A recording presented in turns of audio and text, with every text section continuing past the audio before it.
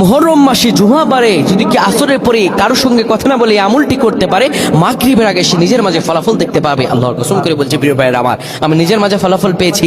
আপনি মাগরিবের আগেই কেমন মনে হবে আপনার দোয়াগুলো কবুল হয়ে গেছে, আপনার মনের মাঝে প্রশান্তি দেখতে পাবেন ইনশাআল্লাহ। এই আমলটি করতে হবে কিভাবে আমি আপনাদেরকে বলে দিচ্ছি।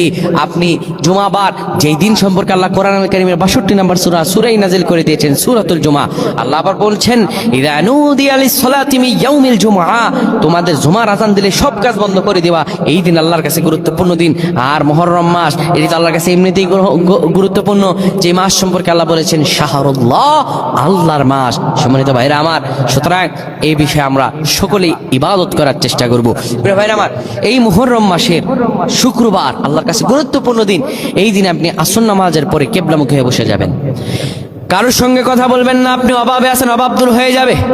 ঋণগ্রস্ত আছেন, ঋণগ্রস্ত দূর হয়ে যাবে। বিপদ আপদ আছে, কেটে যাবে। আল্লাহ তাআলা আপনার রিজিকে বরকত দিবেন, অভাব দূর করে দিবেন, মনের মাঝে প্রশান্তি দান করবেন, সন্তানদের অনুগত বানায় দেবেন।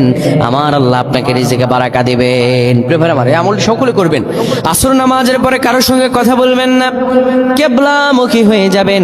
এরপরে নবীজির উপরে দরুদটি 80 বার পড়বেন। আল্লাহুম্মা সাল্লি আলা সাইয়্যিদিনা মুহাম্মাদ النبي الأمي وعلى آله وسلم تسليما।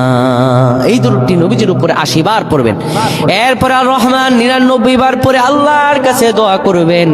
মাগরিব হওয়ার আগেই মনে হবে শরীরটা হালকা হয়ে গেছে, দোয়াগুলো কবুল হয়ে গেছে। আমার আল্লাহ আপনার মনের সব আশা